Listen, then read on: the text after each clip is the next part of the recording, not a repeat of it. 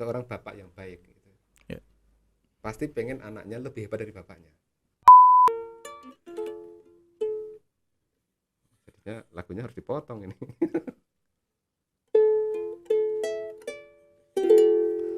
Pas nggak punya kuku lagi. Kalau saya harus nyanyi lagu ini, saya mau rubah syairnya. Gimana tuh Pak? Apa yang dirubah tuh Pak? GM juga manusia. Halo teman-teman, selamat datang di podcast Suara Katong, podcastnya Witel Maluku. Hari ini bersama saya El Chris, kita bakal bincang-bincang nih dengan narasumber yang tentunya sudah tidak asing lagi untuk teman-teman di Witel Maluku. Beliau adalah Pak Haris Setiawan. Apa kabar Pak? Kabar baik. Kabar baik ya. Apa Pak, kabar semuanya? ya. Pak, mungkin biar ngobrol lebih enak, kita lepas masker dulu Pak ya. Disclaimer iya, teman-teman, iya. kita sebelumnya udah antigen dan kita sudah divaksin gitu teman-teman ya. Vaksin Jadi booster. kita stay safe. Oke teman-teman, jadi Pak Haris ini adalah GM Witel Maluku dan dia sudah berkarir di Telkom selama kurang lebih 23 tahun Pak ya? Iya 23 tahun dan saat ini sudah jalan tahun ketiga menjabat sebagai GM Witel Maluku. Dan saya lihat kayaknya Bapak betah banget nih Pak di Maluku nih Pak. Kira-kira apa nih yang membuat Bapak betah di Maluku Pak? Oh iya, tapi pindah ya. Iya betul. Iya. Cara halusnya gitu. Betah sama enggak ya, sebenarnya kan tergantung bagaimana kita mensikapi gitu ya. Tapi kalau saya sih secara pribadi ya, ini ketarik jauh ke belakang gitu.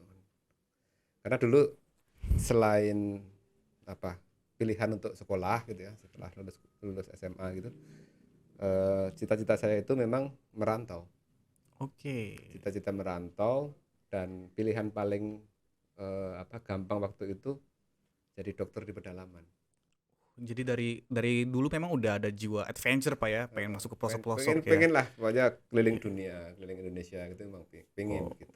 Keren. Nah waktu itu saya sebelum kuliah di Telkom, saya sempat ikut UMTN juga keterima di Fakultas Kedokteran. Memang cita-citanya pengen jadi dokter itu ya keliling Indonesia, masuk wilayah-wilayah yang pedalaman yang jauh gitu yang dari rumah. Iya. Anti mainstream banget ya Pak. Ketika anak-anak di Jakarta tuh sangat takut kalau ditempatin di pedalaman gitu kan, apalagi anak-anak Telkom gitu kan, paling takut nih kalau ditaruh di pelosok-pelosok gitu kan Pak. Bapak malah pengen ditaruh di pedalaman gitu Pak. Kan bosan sih di kota. Iya bener, saya setuju Pak. Jadi memang salah satu itu kenapa di Maluku bisa betah atau apa itu ya, karena banyak tempat yang bisa kita eksplorasi, kita kunjungi dan memperkaya wawasan kita sendiri gitu. Ketemu banyak orang dari budaya yang berbeda, ketemu orang dengan berbagai macam pemikiran yang berbeda, dan itu memperkaya kita. Kalau saya sangat menikmati proses-proses yang seperti itu.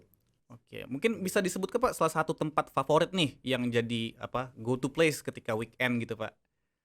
Kalau saya sebenarnya suka ini ya ke alam kan gitu, suka keluar, suka outing gitu.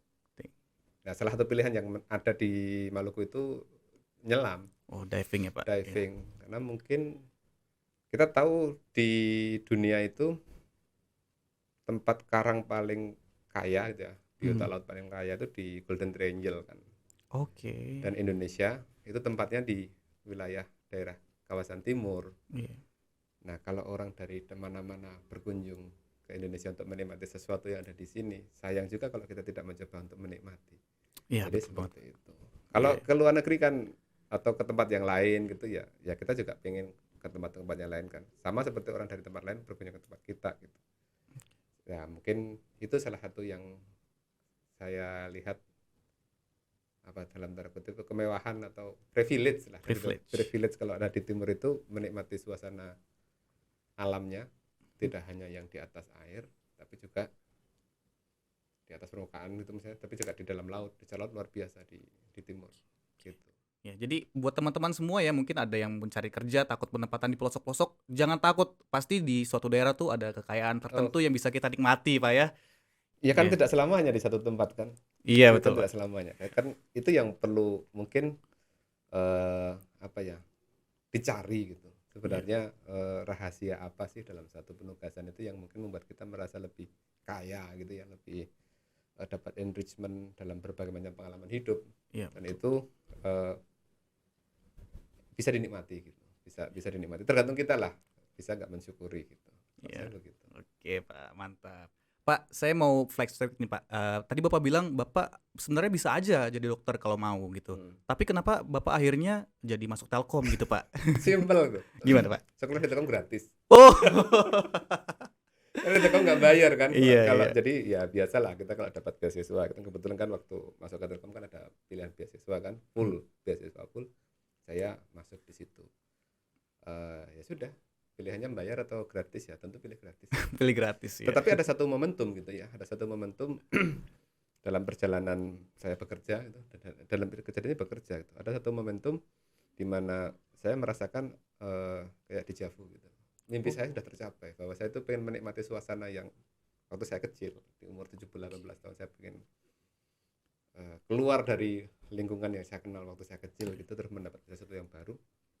Itu satu malam gitu ya, satu malam di tengah-tengah Pulau Kalimantan, di Sungai Mahakam.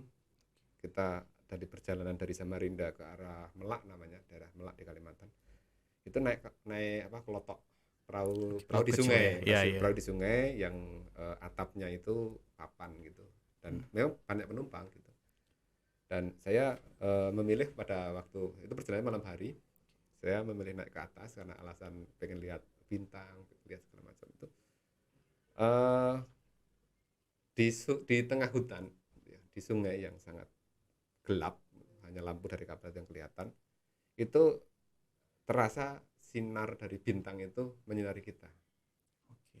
Nah, dari ujung cakrawala ke ujung cakrawala semuanya bintang. Dan di titik itu saya merasakan, oh, mimpi saya jadi kenyataan ya. Itu yang saya cari gitu. Ternyata tidak harus jadi dokter juga gitu. Ternyata di Telkom, setelah kita mencoba untuk mencari, ternyata yang kita cari ya ketemu juga ternyata. Dan suasana itu akhirnya berkali-kali saya nikmati gitu.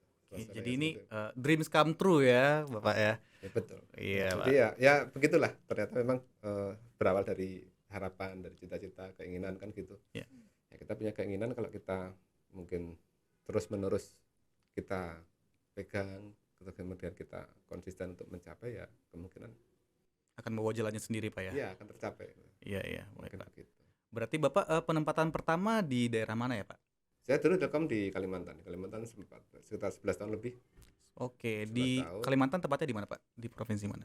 di Balikpapan pertama. Oke, Kemudian Balikpapan. Balikpapan. Setelah itu saya ke perbatasan Malaysia Indonesia di wilayah Nunukan. Oke. Terus pindah ke Tarakan, Banjarmasin, kemudian ke Madiun, Denpasar, dan sekarang di Ambon. Wah, sudah keliling setengah Indonesia nih Bapak Haris nih ya. Luar Betul. biasa, luar Iya. biasa. Pak, Bapak kan udah memimpin banyak wilayah nih Pak, di berbagai wilayah Indonesia yang tentunya budayanya juga berbeda gitu Pak. Apa sih tipsnya biar Bapak tuh bisa sangat mudah untuk menyesuaikan diri dengan lingkungan gitu Pak? Kalau saya tipsnya yang penting ya kita jadi diri kita sendiri dulu. Terus dalam berbagai macam culture yang berbeda, ya, saya merasakan culture-nya di Kalimantan dengan orang-orang di Bali, dengan orang di Maluku, ya saya katakan saya seperti ini. Saya bisa salah menerka gitu ya, budaya. Tapi kalau saya salah, saya jangan dimarahin, ditegur saja. Tidak sesuai dengan budaya di situ dan sebagainya. Dampaknya saya punya banyak kawan gitu. Di luar lingkungan kerja ya.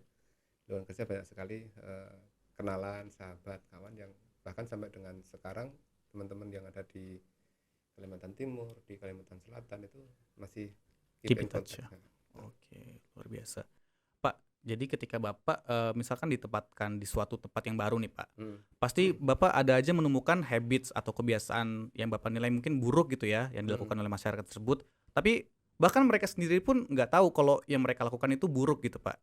Jadi bagaimana nih Bapak sebagai seorang pemimpin di wilayah tersebut ibaratnya melakukan gebrakan atau merubah mindset mereka gitu agar mengubah habit yang buruk itu menjadi baik gitu Pak?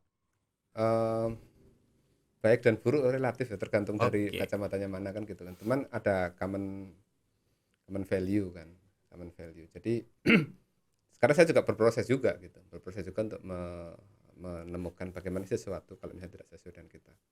Nah kebetulan kalau di Telkom itu, kalau ke internal dulu ya, kalau di Telkom itu kan bagian dari BUMN gitu kan. Di BUMN juga ada budaya akhlak.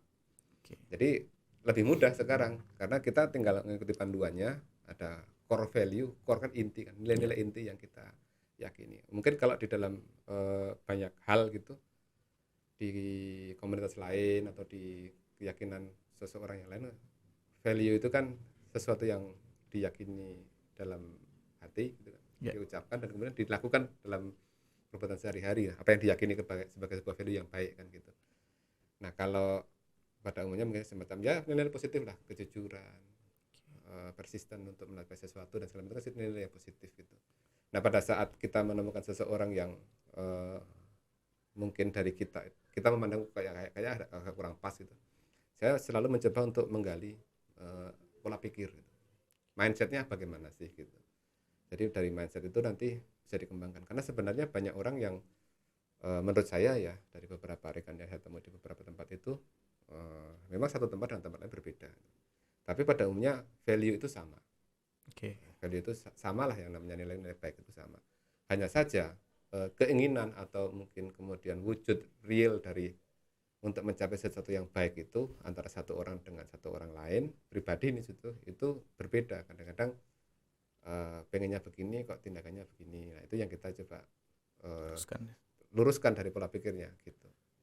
Kira-kira itu saja, kita mencoba untuk menggali pola pikir karena dari situlah nanti akan muncul kesadaran kan. Daripada orang disuruh-suruh baru kemudian bergerak, ya kita bangkitkan dulu kesadarannya, terus dari kesadaran diri sendiri untuk punya komitmen untuk melakukan sesuatu yang lebih baik lagi gitu. Oke, jadi kita harus mulai dari mengerti orang itu tersebut ya Pak, orang itu terlebih dahulu ya Pak, baru kita mulai mengarahkan mereka ya Pak. Betul. Iya. Dan biasanya memang ya ini kan kita terjadi pertukaran ini ya, pertukaran wawasan, cara pikir, pola pandang begitu kan, eh, antara orang yang sering ketemu dengan banyak komunitas, banyak eh, budaya begitu, itu berbeda lah. Dan kalau kita hanya mengenal satu gitu, outputnya toleransi kita jadi lebih gede. Kita tuh memiliki pemahaman bahwa ya kita juga bukan orang paling hebat gitu kan. Ada orang punya berbagai begini, ada orang punya pandangan berbeda gitu, satu hal yang mungkin bertentangan dengan kita gitu. Kita lebih bisa mencari ruang untuk bisa menerima adanya perbedaan gitu. Jadi toleransinya jauh lebih besar. Oke. Itu membuat kita menjadi lebih kalau menurut saya jadi lebih kaya gitu ya, dari sisi pola pikir gitu. Ya, jadi pertemuan Bapak dengan banyak komunitas, banyak Mm-mm. budaya itu memperkaya diri Bapak justru Pak ya untuk Betul. ya ya. Dan salah satu yang paling penting bagi saya adalah saya membuktikan banyak stigma yang tidak benar. Oke. Stigma. Jadi kan kita ini kan kadang-kadang ya mohon maaf ya rasis gitu kan. Rasis di dunia internasional juga seperti itu gitu. Kadang-kadang merasa sebagai orang yang paling hebat, sebagai kelompok yang paling superior, kadang-kadang seperti itu kan. Terus kemudian ada stigma-stigma yang melekat ke satu komunitas-komunitas tertentu gitu. Ya setelah kita menyelami, masuk, mengenal, kemudian kita bisa menemukan, saya banyak menemukan bahwa stigma-stigma itu sebenarnya tidak benar gitu. Oke. Cuman masalahnya pola pikirnya berbeda kan, cara pandangnya berbeda gitu. Itu yang menjadi salah satu metode untuk mengencourage untuk seseorang untuk berpikir secara berbeda, kemudian bertukar pikiran sehingga terjadi ya semacam saling mengupdate, Saling memperkaya diri lah ya Pak ya, satu sama lain ya Pak. Oke. Bapak kan ini sebagai senior leader ya Pak di Telkom ini Pak. Dan orang-orang yang Bapak pimpin pastinya akan memimpin orang-orang lain lagi gitu. Jadi bagaimana cara Bapak bukan hanya untuk memimpin tetapi mencetak pemimpin baru gitu Pak, menginfluence orang lain gitu Pak. Apa yang harus Bapak lakukan? Ya salah satunya memang pertama kan kita harus memberikan pemahaman dulu, kesadaran kan, Oke. bahwa kita sendiri pun tidak akan selamanya menjadi, atau orang mengatakan menjabat, tidak selamanya kita akan menduduki satu posisi kan. Oke. Nah kita diajarkan di Telkom gitu ya, seorang bapak yang baik gitu, Ya. pasti pengen anaknya lebih hebat dari bapaknya. Nah ini pemahaman yang common kalau di Telkom, kalau insan Telkom ngerti ini semua. Bapak itu pasti pengen anaknya lebih hebat dari bapaknya. Kalau bapaknya menang sendiri kan ya apa gunanya kan gitu kan. Ya. Jadi disitulah sebenarnya proses kaderisasi, leadership dan segala macam yang perlu kita tularkan. Kalau saya pengennya anak buah saya ya lebih hebat dari saya gitu. Oke. Karena pasti dia akan lebih bisa, orang lain lebih bisa melihat kekurangan kita kan. sementara kita melihat potensi dia gitu. Nah, harapan kita kan potensi dari dia yang kita lihat kita bisa dorong gitu kan. Apa kekurangan kita mungkin sudah selaku pemimpin, ya dia bisa melihat, mengkoreksi kan, sehingga hal itu tidak dilakukan oleh kawan-kawan kita gitu. Jadi sebenarnya prosesnya harus dimulai dari spiritnya dulu. Spiritnya ya itu tadi, value yang kita yakini. Kalau saya yakin bapak harus lebih, ya seorang anak harus lebih bagus daripada, lebih hebat dari orang tuanya. Kalau bapak buah ya pasti pengen anak buahnya lebih hebat kan begitu. Nah itu yang menginspirasi gitu, yang diajarkan di Telkom seperti itu. Oke, luar biasa Pak. Oke Pak. Bapak kan sebagai GM nih sudah sering nih merekrut orang gitu Pak ya, untuk menjadi memimpin di sebuah unit ataupun divisi gitu Pak. Bagaimana Bapak melihat seseorang ini pantas untuk ditempatkan di posisi tersebut Pak? Atau bagaimana Bapak melihat orang ini the true leader untuk memimpin orang-orang di unit tersebut? Ya memang ini ya, kalau yang perlu dipahami kan pola rekrutmen dulu kan. Oke. Ada rekrutmen di Telkom sebenarnya, nanti mungkin lain kali kita bisa bahas lah lowongan pekerjaan yang ada di Telkom kan gitu kan. Oke, Karena pasti banyak viewernya tuh Pak. ya nanti satu saat kita bicara tentang bagaimana cari atau lowongan pekerjaan di Telkom apa, atau Telkom itu perusahaan apa gitu ya. Ya. Tapi kembali ke pertanyaannya, bagaimana seseorang itu kita melihat kapabilitasnya itu. Biasanya kan kalau pertama gitu ya, ada tolok ukurnya. Dalam melihat sesuatu, kita harus melihat dulu tolok ukurnya apa kan gitu. Nah, setelah itu tolok ukurnya, ngukurnya pakai apa? Lalu nilainya berapa kan begitu. Jadi kita pendekatannya ya pendekatan pendekatan dikuantisir lah, pendekatan saintifik gitu. Biasanya kan kita mengukurnya kalau untuk rekrutasi atau untuk satu posisi itu ya sering dikenal dengan 3 hal. Skill, knowledge, attitude. Yang paling penting apa? Yang paling penting attitude. Karena skill, knowledge mudah untuk di develop kan. Knowledge ya belajar mandiri gitu. Skill ya keterampilan ya lebih sering praktek kan lebih bisa. Tapi kalau attitude ini bisa dibentuk gitu. Cuman effortnya jauh lebih besar kan. Misalnya dalam attitude, keinginan untuk berkembang. Ya, keinginan untuk berkembang itu ya akan terlihat dari seseorang dia seberapa penasaran atau seberapa ingin untuk mencapai sesuatu. Kita cek, kamu misalnya dalam diskusi informal gitu, apa sih cita-cita, apa sih harapannya gitu. Dalam konteks yang kekinian kita kan cita-cita bukan lagi pengen jadi dokter, pengen jadi tentara kan gitu ya. Ya saya pengen menjadi orang yang berguna untuk orang banyak gitu. Terus what have you done? Apa yang sudah dikerjakan? Kalau belum ada kan kita cek antara yang dikatakan dengan yang dikerjakan apakah sudah selaras atau belum gitu. Sehingga kita bisa menakar seseorang paling gampang itu kalau dia punya keinginan gitu ya. Seberapa kuat dia pengen mencapai keinginan itu kan ada evidence-nya kan gitu. Kenapa itu menjadi penting? Karena sebenarnya tidak hanya di Telkom ya, dalam semua pekerjaan yang kita dalam konteksnya bekerja, yang namanya cita-cita, keinginan itu kalau dalam satu posisi kita tidak punya cita-cita, tidak semuanya keinginan kita gitu. Ada satu tugas, ada satu amanah, ada satu pekerjaan yang harus kita selesaikan sebagai mandatory pekerjaan kita kan. Nah, dari sisi kembali ke sisi spiritnya, seberapa kuat, seberapa ingin kita menyelesaikan pekerjaan yang ada yang menjadi tanggung jawab kita. Nah itu lebih penting adalah melihat semangatnya itu, karena kita juga diajari di Telkom semangat yang tinggi akan mencari jalannya sendiri. Jadi lebih penting memang sekarang cari yang semangat untuk bisa mencapai tujuan. Kira-kira seperti itulah. Itu lebih penting secara umum ya. Tentunya kalau dalam prosesnya ya ada proses bertahap, lalu ada pembelajaran, ada seleksi dan segala macam yang di Telkom sendiri kan sudah ada mekanismenya gitu. Tetapi lebih bisa disederhanakan kalau kita memang bertanya apa yang harus dilakukan gitu, atau apa yang bagaimana melihatnya, ya kita melihatnya dari attitude-nya dulu. Kira-kira seperti itu. Oke, jadi tadi skill, knowledge, dan attitude ya Pak. Dan attitude ini kita bisa lihat dari semangatnya dan juga didukung dari evidence dari apa yang sudah dia kerjakan gitu ya Pak. Betul. Nah, kita mau bagi tips nih Pak buat teman-teman kita yang mungkin masih kuliah dan mau lulus atau mungkin sedang saat ini mencari kerja. Kira-kira apa sih yang bisa dia lakukan untuk mendevelop leadership skills mereka? Ya, leadership itu sebenarnya kan tidak harus di-given gitu ya.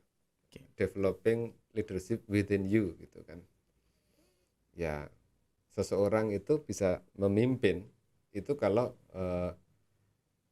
dirinya sendiri dulu adalah pertama kali tentu memiliki sesuatu yang pengen dia tuju kan. Jadi ukurannya apa gitu. Saya sukses enggak? Definisi sukses itu apa dulu kan gitu. Kan saya dalam kasus keseharian wawancara gitu kan, saya sering tanya sukses itu apa sih gitu. Sukses itu kan bukan punya banyak uang. Betul. Ya kan gitu ya. Sukses itu ini tips ini kalau wawancara sama saya jawabannya nanti begini. Bocoran nih teman-teman ya. Sukses itu apa yang kita inginkan tercapai. Jadi sering kalau saya wawancara orang apa definisi sukses? Wah, sukses kalau punya mobil punya ini. Enggak loh. Ya, saya persempit akhirnya kan. Dari jam 5 pagi tadi sampai jam 8 kamu sukses enggak? Baru dia sadar, oh iya ternyata sukses itu tadi malam saya punya cita-cita bangun jam 6 gitu, ternyata jam 5 saya sudah bangun. Berarti saya sukses besar kan begitu. Ya. Nah, itulah sukses. Nah, seberapa kita mampu mengatur diri kita sendiri untuk mendisiplinkan diri kita untuk komit terhadap apa yang kita inginkan untuk bangun jam 6 pagi itu terlaksana. Misalnya tidur lebih awal, tidak begadang, tidak ya akhirnya yang outputnya adalah kita bisa bangun tepat waktu kan gitu. Nah, dari semacam itu sebenarnya ciri-ciri leadership muncul gitu. Membangun dari seperti itu. Karena kenapa? Karena pada saat kita memimpin orang, kita harus membuat orang bisa begitu. Nah, nanti kita jadi ngerti tahap-tahapnya seperti itu. Biasanya sih dari hal-hal yang sederhana seperti itu, ya leadership itu ada di dalam diri semua orang gitu. Dan bagaimana mengukurnya, melihat dalam jangka pendeknya, secara singkatnya adalah seberapa besar dia puas terhadap dirinya sendiri dulu.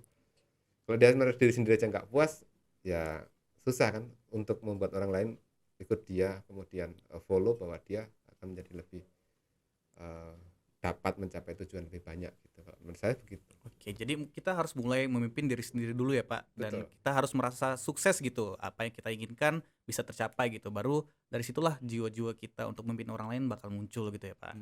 Oke Pak, by the way Pak, saya sering lihat-lihat Instagram Bapak nih. Kayaknya Bapak suka main ukulele gitu Pak. Kalau Bapak suka cover-cover lagu gitu Pak. Oh, Mungkin iya. sebelum kita tutup podcast kita hari ini, mungkin Bapak mau main satu lagu Pak dengan ukulelenya. Ukulele. Iya Pak. Tadi saya lihat udah disiapin tuh kayaknya. Ya, ini salah satu apa juga sebenarnya metode gitu ya, salah satu untuk bisa membuat kita nggak bosan. Oke. Jadi ya memang ada hobinya. Hmm. Kalau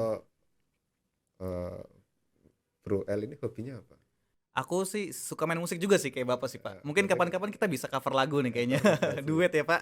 Iya, karena itu menjadi rilis gitu kan. Jadi dengan ukulele juga. Mungkin suatu saat juga kita bisa apa namanya? Ya kenapa ukulele? Karena simple aja. Iya. Main alat musik yang lain. Pinter-pinter amat juga enggak, pengen aja kan. Yang penting kita bisa mengekspresikan diri kita ya Pak. Iya. Iya betul Pak. Ini kalau harus nyanyi, saya nggak bisa nyanyi masalahnya. Saya nyanyi Pak kalau gitu Pak. Beda banget loh ya. Tapi ya memang ini banyak sekarang orang nggak punya hobi ya. Oke. Anak-anak muda itu banyak yang nggak punya hobi, hobinya nonton film tuh. Aduh, nonton film kan cuma rebahan aja. Iya Effortnya Pak. Pasif Pak ya. pasif Iya. gitu. Jadi kalau saya sih menyarankan kalau punya hobi, hobi itu kan sesuatu yang spending time, spending budget gitu ya, yang memang kita sengaja itu untuk membuat kita happy kan, Iya. gitu. Nah kalau kita pengen hobi yang tidak perlu keluar banyak biaya, ya ada sih hobi seperti itu. Tapi hobi itu kan justru bukan sesuatu untuk sesuatu yang kita effort kita keluarkan untuk meningkatkan happiness kita. Iya, dan menurut saya hobi itu juga bisa meningkatkan apa self satisfaction kita gitu Pak. Betul. Kalau kita Jadi, bisa melakukan suatu perform gitu Pak ya. salah satu cara untuk membuat kita lebih bisa apa ya, Percaya diri ya? bukan percaya diri, Oh, jadi ya percaya diri juga gitu, tapi tambah bisa merasa puas gitu loh, apa yang puas, kita ya. bisa begini. Mungkin dalam hal lain kita nggak perlu puas, tapi dalam satu hal dalam hobi kita bisa rilis sesuatu yang Oke, jadi kira-kira hari ini mau nyanyi lagu apa nih Pak? nyanyi. Saya nggak bisa nyanyi saya. Oh iya benar. Kalau gitu kita Ini coba. ukulele ya. Nah ini sekali saya promo. Ukulelenya custom. Nanti tapi karena saya nggak mau endorse merek gitu. Dari kayu apa tuh Pak? Ini kayunya kayu apa ya? Kalau nggak salah ini kayu mangga. Oh, kayu mangga. Ya. Custom, ada tulisannya, ada nama saya. Merek lokal Pak ya berarti ya? Merek lokal, Handmade berarti Pak. handmade. Keren. handmade. Dan ukulele saya nggak cuma satu, Oh, ada banyak, Pak. ada 5. Wow. Kalau orang tuh beli gitar, beli bass, beli keyboard, ini ukulele semua Pak Haris. Oh, keyboard ada, bass Oh. ada, gitar ada. Oh, ternyata lengkap juga. Cuman yang gampang dibawa kan ukulele. Iya, Karena kita iya. kan moving kemana-kemana gitu ya. Jadi ya belajar. Ini belajar. Saya ukulele juga baru-baru aja main gitu. Biasanya main gitar. Oke. Gitar juga ada. Ya itu tadi untuk Release stress Release stress. and meningkatkan self satisfaction Pak ya. kalau ketemu sama yang kan main apa musik ya release stress gitu ya. Iya. Tapi sebenarnya kalau ketemu sama orang yang sesama bisa main gitu. Mhm. Yang paling enak itu adalah kalau kita bisa tuning gitu. Tuning dalam saat main itu kan ya kita kan tuning gitu Iya, kan. chemistry-nya nyatu, Pak, nah, ya. Itulah. Gitu-gitulah bahasanya nggak Ya, paham. nanti kita bisa coba Pak, kita collabs Pak. Boleh. Ini nyanyi lagu apa tadi? Belum siap ya. Oke. Ini preview aja ya. Ya,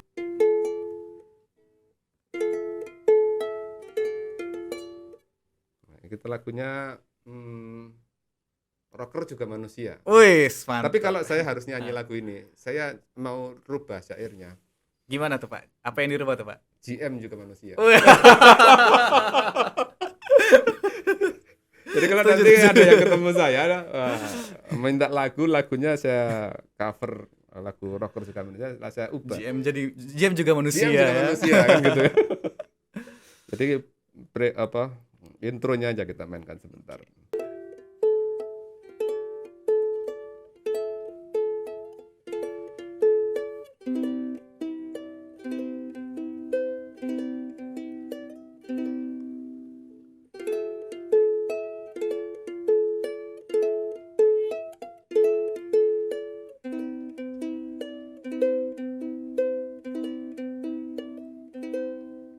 Udah gitu aja.